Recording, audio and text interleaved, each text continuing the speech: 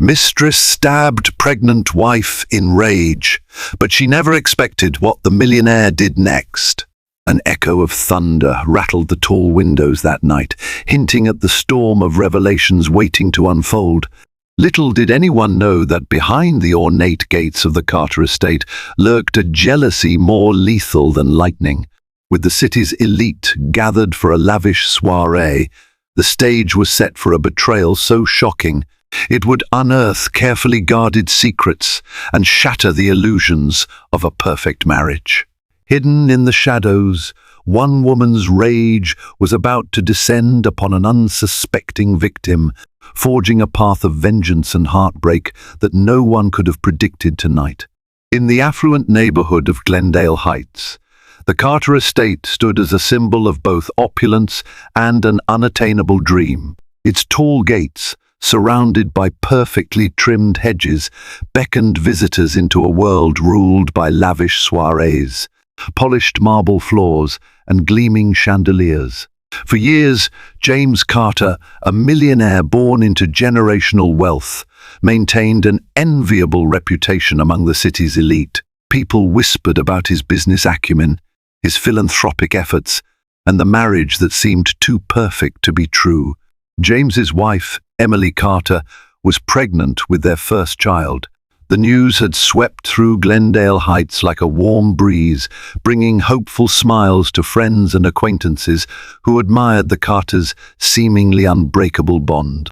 Emily, a beloved school teacher before her marriage, had put her career on pause to focus on this new phase of her life. She was radiant with maternal pride, her every movement suffused with the quiet excitement of impending motherhood. Standing at James's side, Emily appeared unshakable, her trust in her husband unwavering. Behind the smiles and the show of unity, however, subtle cracks began to form. Emily felt them in fleeting moments. The late-night phone calls James never explained, the visits he made to a new property investment in the city's downtown area, the subtle shift in his demeanor whenever the conversation drifted toward the future. On one hand, James would speak about nursery decorations. On the other, a shadow would cloud his eyes whenever Emily touched on the subject of their baby's name or schooling plans. She tried to rationalize these observations, telling herself that James was just nervous about becoming a father or overwhelmed with his business deals. At the Carters' annual masquerade ball, an event so elaborately organized that it set the city's social calendar, Emily first saw Aria. Beautiful yet understated, Aria didn't command the room with flashy attire or loud conversation. Instead, she exuded a quiet confidence and curiosity that lingered in her gaze. Emily caught Aria looking in James's direction more than once. A normal enough occurrence, she supposed James was, after all, not only wealthy but handsome, with a natural charisma that made him the center of attention. Yet something in Aria's expression was far from friendly admiration. It was as if she was silently claiming possession of the man Emily believed was hers alone. The days passed uneventfully after that fateful ball, but Emily found herself ruminating on Aria's face, the depth of her stare, and the unsettling sense that Aria had intentionally drifted into the Carter orbit. She confided in her oldest friend, Lauren Thompson, a nurse who had known the couple since their college days. Lauren tried to soothe Emily's anxieties, attributing them to pregnancy hormones and the stress of a high society life. But as Emily's suspicions grew more concrete, she felt compelled to act. Late one evening, while James was showering after a long day at work, Emily gathered the courage to scroll through his text messages, a boundary she never thought she would cross. Her heart pounded so violently that she worried the sound might echo through the marble corridors. Despite James's typical caution, he must have made a mistake. A series of texts glowed on the screen from a contact labeled A. They were cryptic and, at first glance, might have been attributed to a business associate talk of meeting times, hush-hush deals, and property mentions. But the tone was not professional. Beneath each exchange ran a current of something personal and intimate that made Emily's hands tremble. James exited the shower, and, in a panic, Emily nearly dropped the phone. Hastily, she put it back where she found it and slipped out of the room before he noticed her presence. Deep down, she already knew that the A in James's phone stood for Aria. That single piece of knowledge was the first fissure in the veneer of Emily's perfect life, one that threatened to shatter everything she believed in. Emily tried to confront James about the messages a week later, but her courage faltered the moment he breezed through the front door, exuding exhaustion and a vague sense of irritation. She watched him in silence, her trembling lips unable to voice the accusation swirling in her mind. She wanted evidence, something more concrete than suspicious texts and a single unsettling impression from the masquerade ball. Yet she felt her baby move inside her, a gentle reminder of the life they'd created together, and a wave of anger at the possibility that James might betray not just her, but their unborn child. Days turned into nights of anxious vigilance.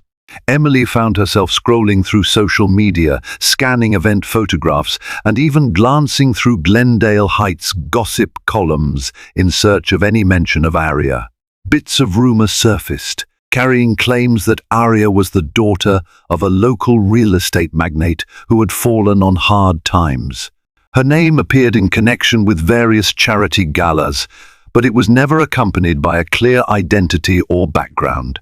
There was talk of her being an interior decorator, a traveling photographer, and even a corporate consultant, none of which Emily could verify. Despite the mismatch of details, it was evident Aria had a way of inserting herself into elite circles with minimal fuss. Emily's once peaceful nights became plagued with nightmares, each dream morphing into a twisted replay of James confessing his love for another woman, or Aria smirking behind a mask while Emily stood alone in an empty nursery. The stress began to wear on Emily's health. She developed headaches, and her doctor, Felicity Hall, a trusted OB-GYN at Glendale Heights Medical Center, urged her to prioritize her emotional well-being. Stress is dangerous during pregnancy, Dr. Hall reminded Emily gently during a routine checkup. Nothing is worth risking your health or your baby's. Yet the gnawing suspicion only grew, fueled by brief glimpses of James's phone lighting up during dinner, his hurried apologies as he stepped out to take calls, and the mild annoyance he displayed whenever Emily gently probed him about who he was speaking with. Once she caught him on the phone near the estate's garden. He abruptly ended the conversation the moment he saw her. The look on his face shifted between guilt and frustration, leaving Emily even more certain that something was wrong. One afternoon, in a moment of steely resolve, Emily left the house with a clear objective: to find Aria. She drove to an upscale bistro called Lamont's, a known hangout for the city's wealthy. She had overheard James mention it on a phone call earlier that week. Sitting at a corner table, Emily nursed a cup of herbal tea, scanning the room for the woman who had haunted her dreams. Suddenly, there she was, Aria, stepping into Lamont's with effortless elegance. She wore a simple black dress that clung to her figure, her polished demeanor radiating a subtle air of confidence. Strangely, she seemed to be alone. Emily waited, pulse racing, to see if James would appear. Instead, Aria took a seat at the bar and exchanged familiar pleasantries with the bartender, who nodded at something she said before disappearing to fulfill her order. Summoning her courage, Emily approached. "Excuse me," she began, her voice wavering just enough that Aria noticed. "I was wondering if we could talk." Aria glanced at Emily's pregnant belly, then back up to her face, recognition flashing in her eyes. "Of course," Aria replied smoothly, her voice betraying no surprise. "Emily Carter, right?" The fact that Aria already knew her name was a jolt to Emily's system. She wondered if it signaled that Aria had been preparing for this confrontation. Taking a seat beside her, Emily tried to sound calm. "I've seen you at events. I just wanted to introduce myself and maybe ask you about something." "I can't quite place." Arya's lips curled in a slight smile. "I only attend a handful of events, but I recall the Carter Masquerade Ball. You have a beautiful home." That observation, so politely stated, flamed Emily's insecurities. She took a breath, glancing at Arya's manicured hands, the flawless makeup, and the subtle yet unquestionably expensive jewelry. The resentment that had built up within Emily threatened to erupt, but she fought for composure, reminding herself that she needed the truth before she gave in to fury. "You're being so formal," Emily said quietly, "but I have to ask, do you know my husband, James Carter?" The question hung in the air, and time seemed to slow. Arya took a sip of the cocktail placed before her, a practiced movement that gave her a moment to choose her words. "We've crossed paths," she said at last, "strictly in a business context." Emily's instinct screamed that Arya was lying. She saw it in the brief hesitation, the flicker in Arya's eyes. Yet, as if mocking Emily's attempt at confrontation, Arya maintained a front of cordial detachment. Pushing further, Emily pressed. "And that business would be?" A flicker of annoyance crossed Arya's face. "You should ask your husband if you have questions, Mrs. Carter. He would know best how to explain it." Her tone remained polite, yet it carried a note of veiled challenge. The tension between them was unbearable. Emily could feel her heart pounding in her ears, the very air thick with unspoken accusations. Struggling to keep her composure, she quickly apologized and left, unsettled by the encounter. Every fiber of her being wanted to scream at Arya, to accuse her of being the reason James was pulling away. But in that carefully curated social environment, Emily found herself immobilized by the rules of politeness and public decorum. Driving home, she was plagued by questions. Had she just made a fool of herself? If Arya truly was involved in a legitimate business arrangement with James, what right did Emily have to barge in on that conversation? Yet her instincts told her otherwise. She vowed that if Arya was indeed James's mistress, Emily would protect her marriage and unborn child, no matter the cost. Emily's suspicions were confirmed one fateful evening when James claimed he had to work late at the office. Certain that he was lying, Emily decided to follow him.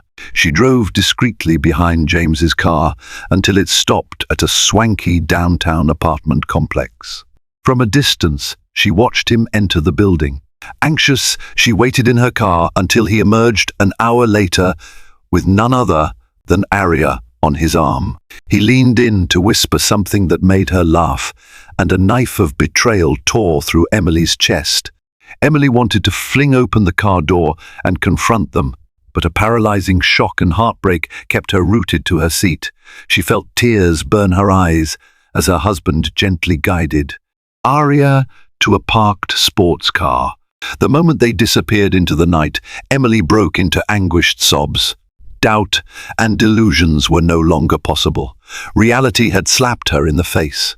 Her marriage was not the fairy tale she had believed it to be. She was a wife scorned, pregnant with a child whose father was stepping into another woman's arms. The drive home was a blur of tears, anger, and confusion.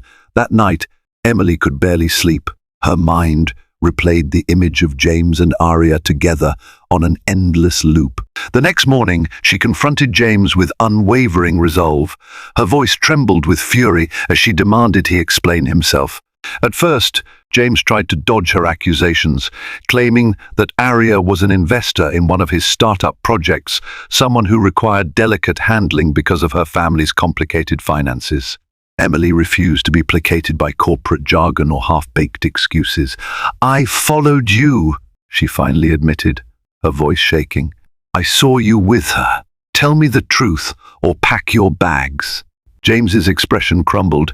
He sank onto the couch in the living room, pressing his hands to his face. For a moment, Emily thought she saw genuine remorse in his eyes. He confessed to meeting Arya for business, but admitted that their relationship had grown intimate. "It was a mistake," he insisted.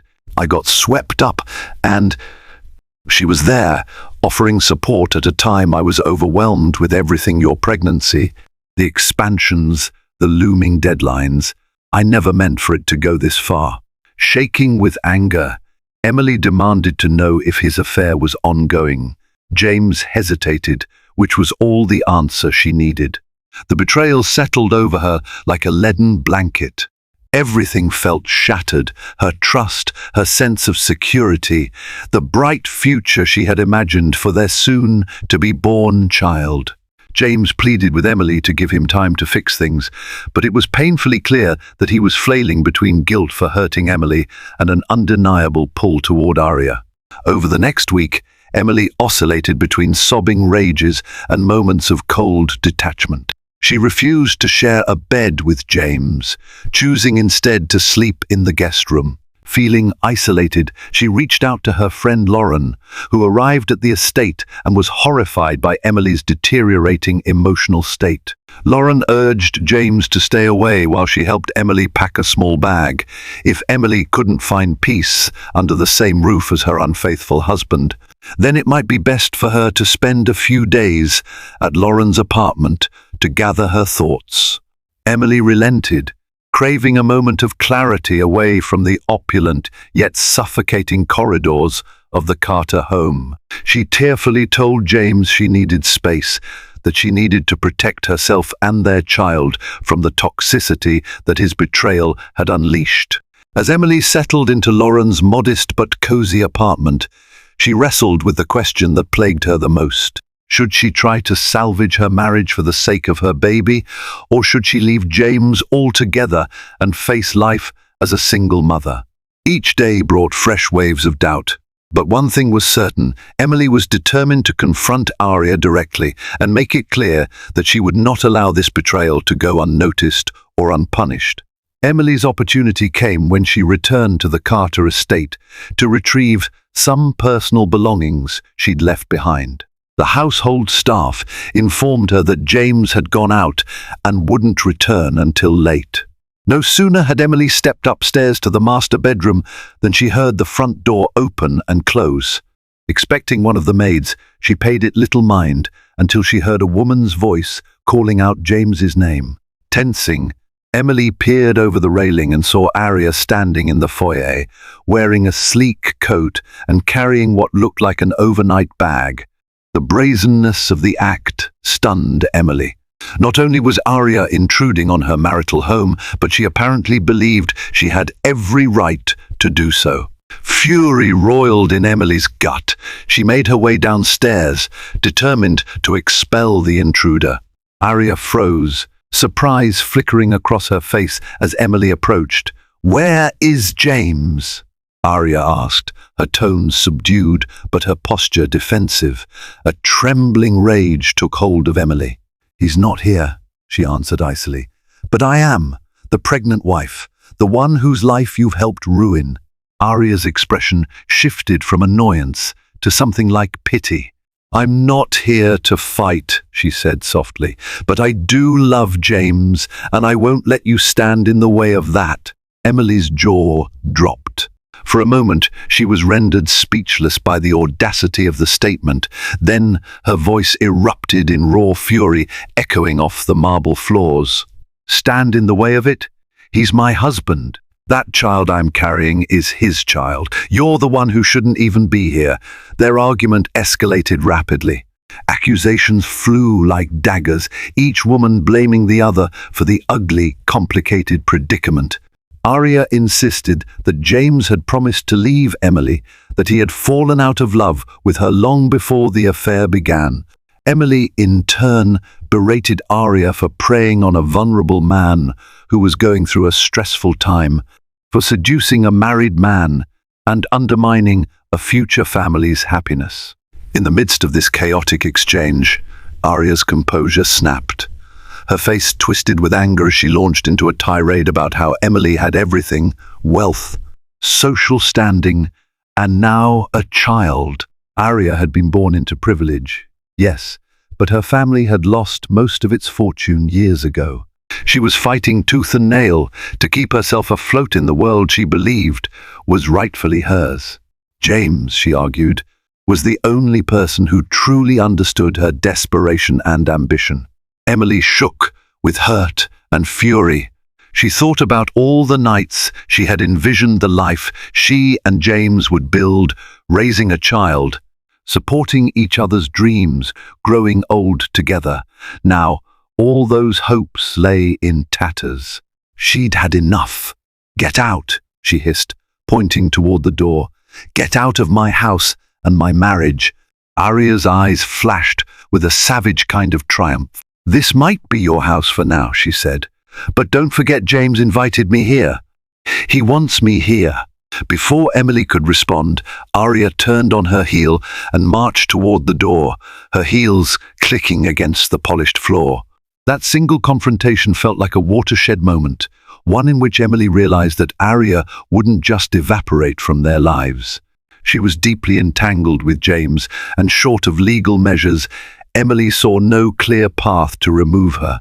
Torn between despair and rage, Emily sank to her knees, letting out a broken sob that echoed through the corridors of the Carter estate. Emily retreated once more to Lauren's apartment, where she spent days locked in internal debates about how to salvage or end her marriage. James called repeatedly, leaving messages that ranged from tearful apologies to angry demands that she return home. At times, Lauren took the phone and warned James to stay away until Emily had made a decision. One afternoon, Emily found an envelope slipped under Lauren's door. Inside was a letter from Arya. The note was brief, but dripping with arrogance. "Emily, I wanted to apologize if my words seemed harsh. The last time we spoke, the truth is that James has grown distant from you, and we're building something that fulfills him in a way you never could. I know how it feels to be desperate, so I extend my sympathy. But remember, no relationship stays the same forever." Emily stared at the letter for a long time, her fingers trembling. That anyone could be so cruel made her stomach churn with nausea and fury. It was as if Arya was taunting her, daring her to admit defeat. Later that evening, Emily's phone buzzed with a text from James. "I'm sorry. Let's talk. Meet me at Glendale Heights Park tomorrow at noon." Her immediate reaction was anger, but a part of her needed closure or at least clarity. She owed it to herself and her unborn child to see if James could be honest. The next day, Emily arrived at the park. She spotted James sitting on a bench near the lake, staring at the water with a troubled expression. For a brief moment, she remembered the man she had fallen in love with, the one who had once brought her to this exact spot to propose under the glow of fairy lights. Now, the distance between them felt immeasurable. Without preamble, Emily approached. "What do you want?" she asked, refusing to soften her tone. James turned, and she saw that he looked haggard, with dark circles under his eyes. "I want to fix this," he began. "I want my child to grow up with two parents who love them. I know I made a mistake, a huge mistake, but I'm willing to do whatever it takes." Emily's anger flared. "You're willing to do whatever it takes? How about ending your relationship with Arya?" James hesitated, his silence speaking volumes. The wind rustled the autumn leaves around them, filling the emptiness of that pause with nature's whispered accusations. Finally, he said, "I don't know if I can just let her go. I'm conflicted." Emily could almost hear her heart splinter. "You're choosing to be conflicted over your wife and child? You're actually debating whether you should leave the woman you had an affair with." James raked a hand through his hair, frustration evident. "It's not that simple, Emily. You have everything. Arya doesn't. Emily interrupted him, voice trembling with disbelief. "Are you hearing yourself? You're prioritizing your mistress's emotional needs over your pregnant wife's well-being."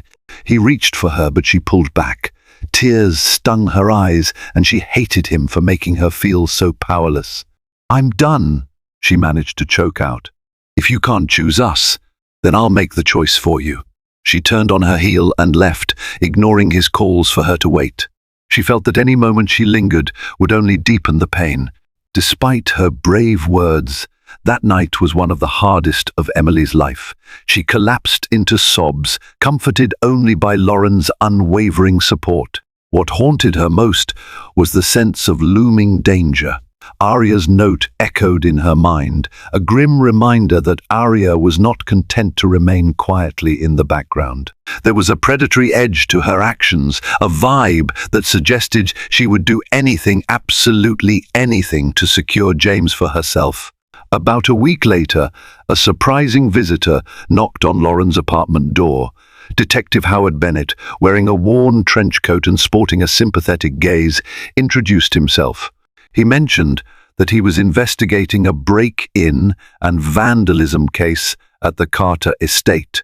James had reported that someone had broken into Emily's old art studio at the back of the property, smashing several paintings she had created, leaving behind hateful graffiti directed at Emily.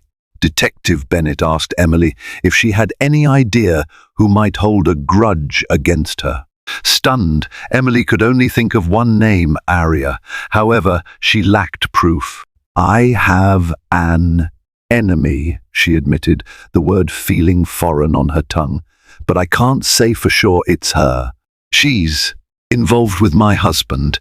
She detailed the affair and Arya's threatening behavior, including the letter.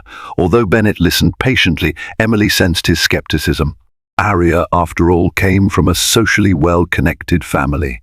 The detective assured Emily that he'd look into the matter, but reminded her that the case hinged on evidence. While the investigation took place, Emily found herself clinging to her last reserves of resolve. With Lauren's help, she filed for a temporary restraining order against Arya, citing the threatening letter and the disturbing vandalism at the estate.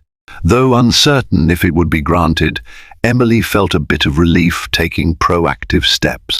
A week later, a judge granted the order, mandating that Arya keep her distance from Emily under penalty of legal repercussions.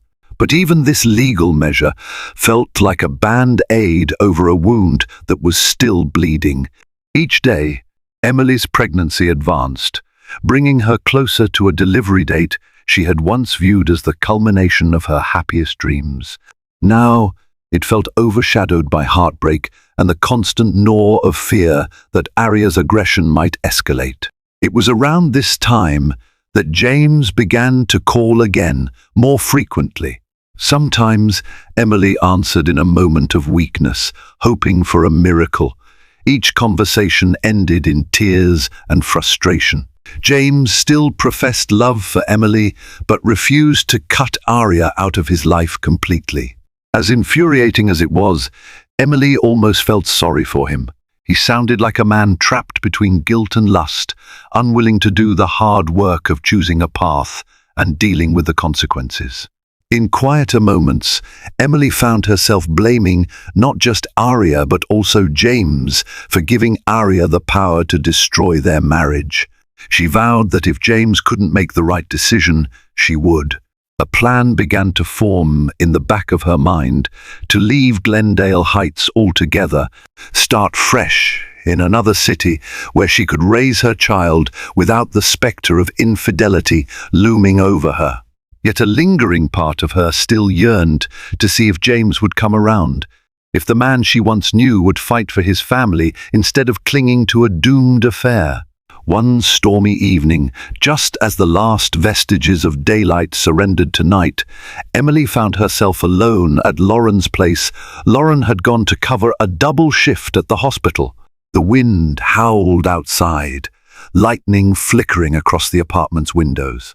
Emily tried to distract herself by browsing online baby items, selecting pastel-colored blankets and nursery furniture that might bring comfort in the uncertain future ahead. Suddenly, a frantic pounding rattled the door. Emily's heart leapt into her throat. She approached cautiously, peering through the peephole. To her horror, she recognized Arya. Her hair and coat were soaked from the rain, her eyes wide with a feverish intensity. Emily's first instinct was to ignore her, pretend she wasn't there. But Arya began shouting, her voice muffled by the door but still clear enough to convey desperation. "Open up, Emily. I need to talk to you. It's about James." Emily's mind whirled with conflicting emotions. Was James hurt? Did Arya have something important to say? She hesitated, acutely aware of the restraining order, but concern for James overrode her caution. She opened the door a crack, bracing her foot against it in case Arya tried to force her way in. "What do you want?" she demanded, struggling to keep her voice steady. Arya's eyes flickered to the door chain. "James is in trouble," she claimed breathlessly. "He got into a car accident, and he's asking for you. He won't talk to me." Emily's heart lurched. She pictured James lying in a hospital bed, calling her name in pain. Despite the anger she felt, the bond they shared was not so easily severed. "Where is he?" she asked, her voice trembling. That split second of distraction was all Arya needed. She shoved the door with surprising strength, dislodging the chain and knocking Emily backward. Startled and off balance, Emily fell to the floor. Arya charged inside, slamming the door behind her. Before Emily could get up, Arya was standing over her, eyes blazing with malevolent intent. "You stupid, spoiled brat!" Arya hissed, her voice shaking. "You think you can hide behind a piece of paper and keep James away from me?" Emily's voice caught in her throat. She tried to crawl backward, but Arya lunged. "I said, stay away!" Emily screamed, reaching for her phone to call for help. Arya snatched the phone, flinging it across the room where it shattered against the wall. Fury contorted Arya's features. "He's mine," she spat. "I don't care about your baby, your marriage, or your threats. Do you think that restraining order would keep me from taking what's mine?" Emily tried to calm her, but Arya was beyond reason. "You destroyed his love for me by getting pregnant," Arya continued, her voice cracking with an irrational edge. "You're the one who manipulated him, trapping him with this child." A surge of protectiveness flared in Emily, overshadowing her fear. "I didn't manipulate him," she snapped. "We were married. We wanted this baby together." Arya let out a bitter laugh. "He doesn't want it anymore." Her hand slid inside her coat. Before Emily realized what was happening, Arya pulled out a small knife, its blade gleaming in the flickering light. Emily felt her stomach twist in terror. She tried to scramble to her feet, but Arya moved with a sudden burst of violence. She swung the knife toward Emily, who instinctively raised her arm to protect her belly. A searing pain tore through Emily's arm. Gasping, she watched blood trickle down her sleeve. Summoning adrenaline-fueled strength, Emily kicked at Arya, momentarily throwing her off balance. Arya stumbled, and Emily tried to rush for the door. But Arya recovered faster than Emily expected, grabbing her by the hair and yanking her back. Emily shrieked, the sound echoing in the small apartment. "You should have stayed away!" Arya screamed, bringing the knife down again. This time, Emily twisted her body to shield her pregnant belly, taking the blow to her side. Agony radiated through her. She felt warm blood pooling, staining her clothes. Dazed and in shock, Emily collapsed to her knees, instinct screaming for her to protect her unborn child at all costs.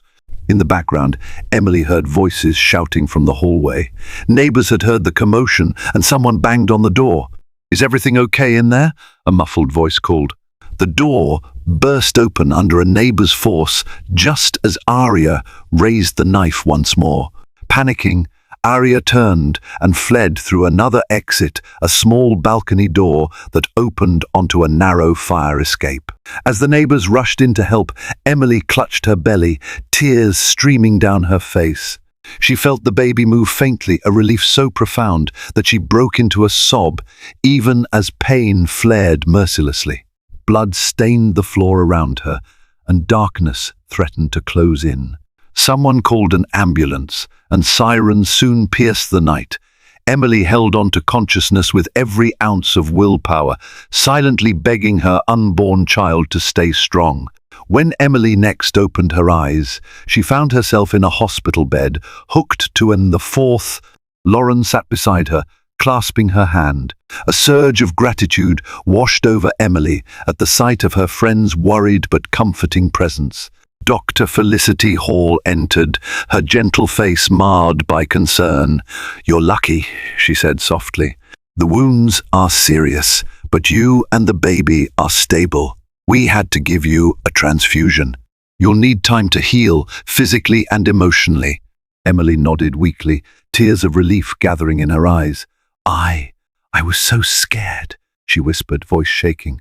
She glanced down at her bandaged side and arm, wincing at the memory of Arya's blade tearing through her flesh. A uniformed police officer, accompanied by Detective Bennett, appeared at the doorway. Detective Bennett's normally stern face was suffused with sympathy as he took in Emily's condition. "Miss S. Carter," he began, "we've issued a warrant for Arya's arrest.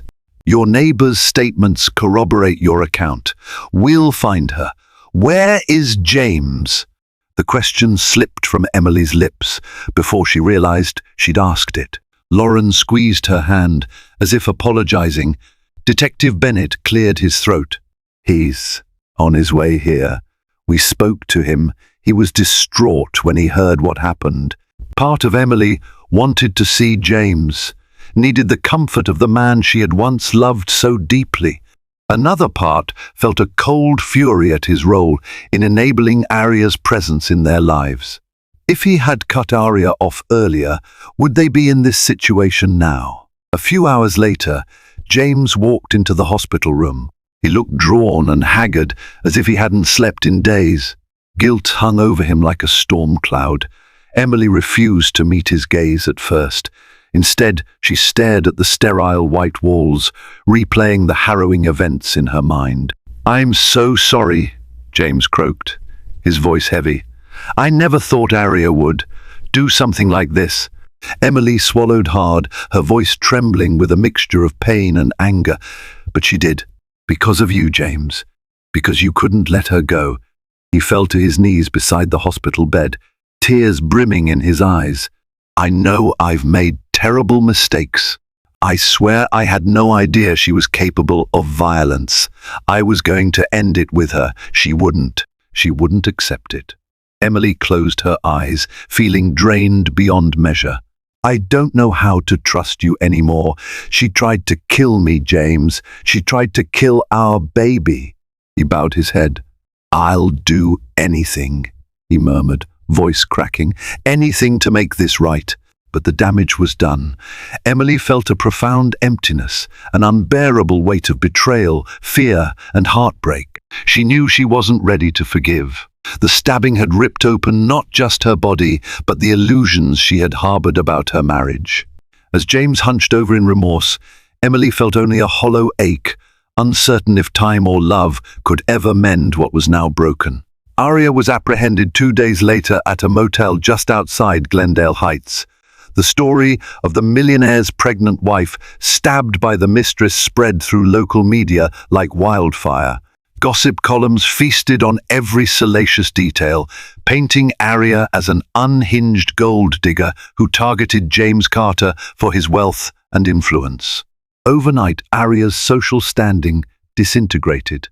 Her old acquaintances, upon hearing the news, distanced themselves in record time. Detective Bennett led the investigation with a thoroughness that bordered on relentless, determined to compile airtight evidence against Arya.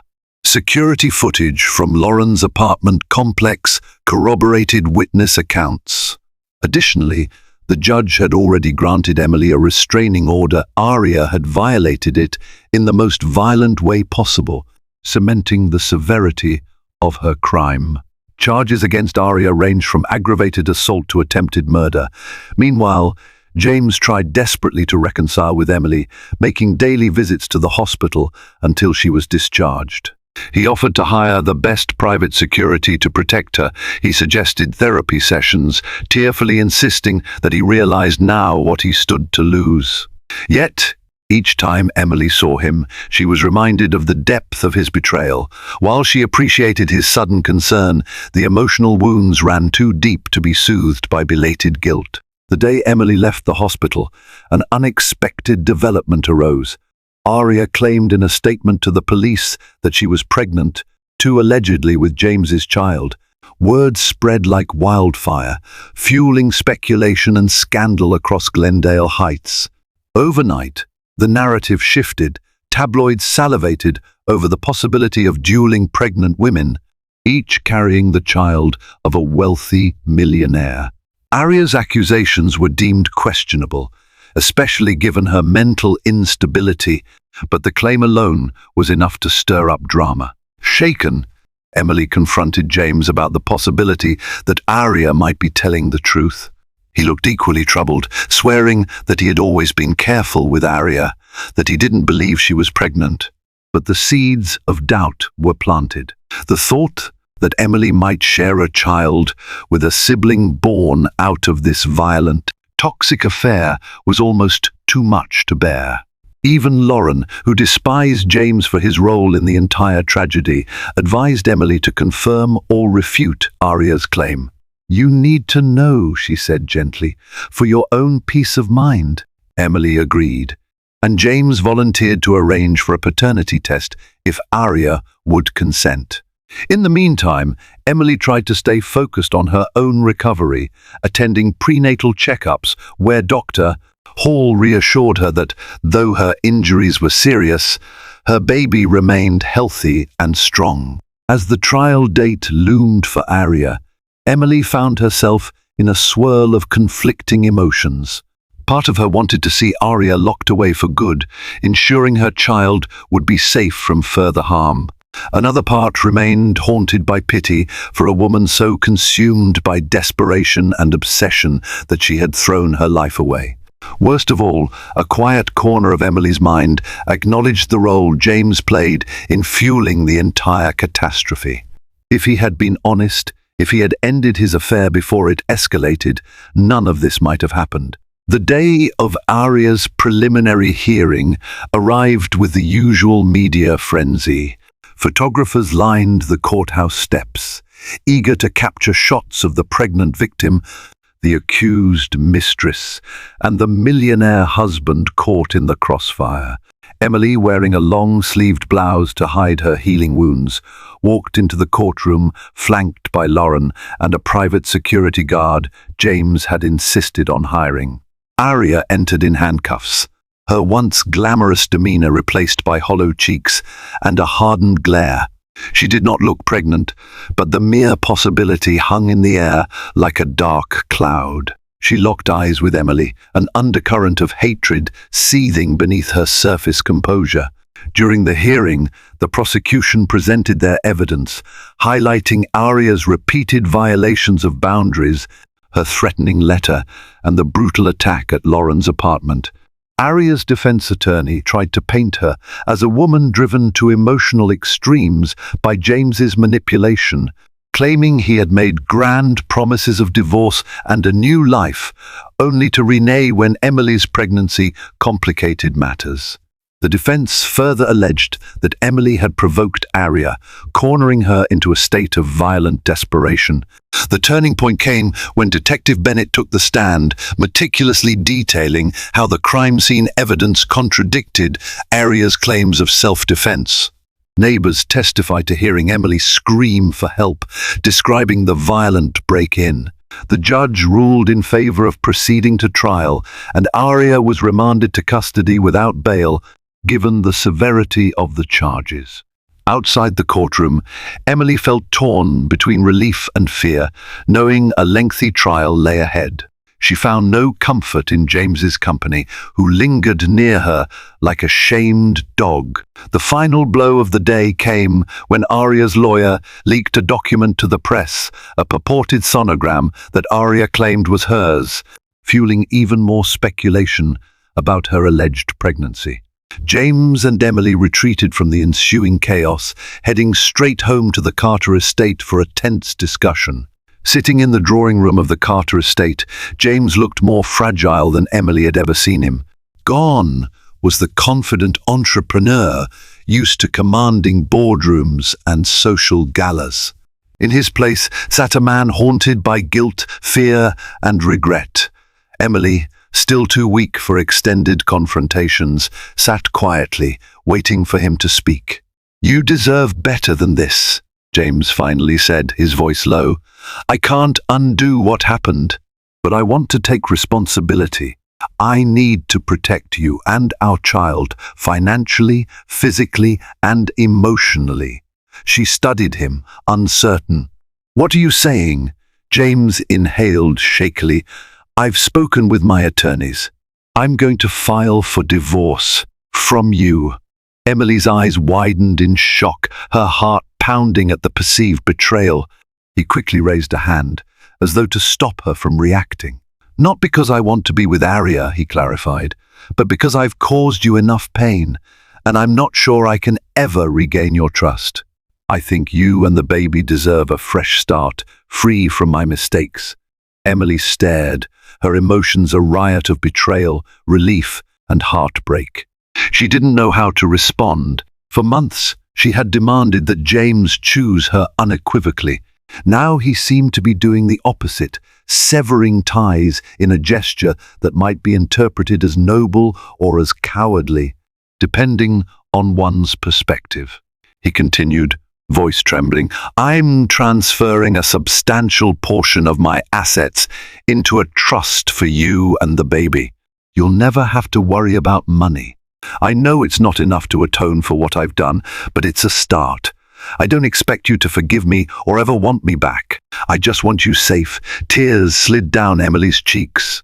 She had fantasized about leaving, about building a new life elsewhere. Yet the finality of it all, James handing her a divorce and effectively admitting he'd lost the right to be her husband, hit her harder than she had anticipated. A swirl of questions crowded her mind. Was this truly the best path forward, or was it another impulsive decision fueled by guilt? "I never wanted your money," she whispered, her voice thick with tears. "I wanted your love, your loyalty." He nodded, gaze downcast. "I know, and I failed you in the worst way. Maybe someday we can find a different path. But right now, this is what I can do." In that moment, Emily felt both heartbreak and an odd sense of release. This was not the fairy tale ending she had envisioned, nor was it an easy resolution. But perhaps it was a necessary one. The illusions that once bound them had shattered. Acceptance, no matter how painful, was the only way forward. While the divorce proceedings began, Arya's criminal trial loomed. Tension simmered throughout Glendale Heights. Emily found herself in a limbo of uncertainty, focusing on her physical recovery and planning for life after the final gavel struck on her marriage. She had begun searching for a new home in another part of the state, somewhere far from the memories haunting her in Glendale Heights. About 2 weeks before the trial was set to start, shocking news rippled through the local media. Arya had lost the baby she claimed to be carrying. Speculation soared. Had she ever truly been pregnant, or had she concocted the story as a desperate ploy for sympathy? Emily felt a mix of horror and grim relief. If Arya had truly been pregnant, the loss, no matter how manipulative she had been, was tragic. If the pregnancy had been a lie, it only confirmed the level of deceit Arya was capable of. Either way, the news dealt a serious blow to Arya's credibility. In pre-trial hearings, the prosecution hammered home the point that Arya's claim had never been substantiated with legitimate medical records. Her sonogram appeared to be from a friend who was genuinely pregnant, a fact discovered when that friend came forward. On the day of the trial, Emily took the stand, her heart in her throat. She recounted the terrifying moments of the stabbing, describing how Arya had broken into Lauren's apartment under the pretense of bringing dire news about James.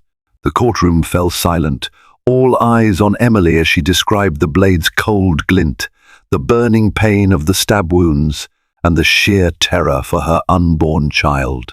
Arya sat, expression vacant. She offered no outbursts, no angry rebuttals. Her defense team tried to paint Emily as a scorned wife who had exaggerated the violence. But the physical evidence, Emily's injuries, the broken door chain, the neighbor's testimony corroborated her account. It didn't take the jury long to return a guilty verdict on charges of aggravated assault and attempted murder. As the bailiff led Arya away, Emily felt a fleeting twinge of pity. Arya's eyes burned with hatred, but beneath that, there was a flicker of fear. For a moment, Emily wondered if, under different circumstances, Arya might have sought help for her obsessive, destructive behaviors. But it was too late. Consequences had caught up with her. With Arya sentenced to a lengthy prison term, Emily found herself facing an uncertain but more peaceful future.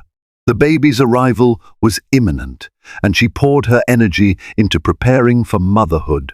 She invested in a small suburban home in Fairview, a few hours' drive from Glendale Heights. It lacked the grandeur of the Carter estate, but its cozy warmth felt far more comforting than any mansion. James followed through on his promise, finalizing the divorce and setting up a trust for Emily and the baby. The settlement was generous, but Emily accepted it more out of practicality than a desire for luxury. She wanted her child to have financial stability, free from the burdens James's affair had thrust upon them. On a crisp winter morning, Emily went into labor. Lauren was by her side the entire time. After hours of intense contractions, Emily gave birth to a healthy baby boy. Exhausted yet filled with overwhelming love, she held her son against her chest, tears streaking her cheeks. In that moment, every tragedy she'd endured felt distant, overshadowed by the miracle of new life. She named him Ethan James Carter, honoring the father whose choices had broken her heart, but whose blood ran through their child's veins. News of Ethan's birth reached James quickly. He showed up at the hospital, hesitant, fear mingling with hope in his eyes. Emily allowed him in, albeit cautiously. The sight of James cradling Ethan in his arms proved both tender and heartbreaking. For a fleeting moment, they shared an unspoken bond love for the tiny life they had created. Yet the wounds remained, unhealed. The divorce papers were signed, their paths diverged irrevocably. Before James left the hospital room, he gently kissed Ethan's forehead. Turning to Emily, he spoke softly, "Thank you, he's perfect." Emily managed a small smile, tears blurring her vision. They had come full circle, in a sense. Once lovers, now near strangers, bonded only by the innocent child in their midst. No matter how fractured their relationship might be, Ethan deserved to know his father provided. James upheld his duties responsibly. Weeks turned into months, and Emily adjusted to her new life as a single mother.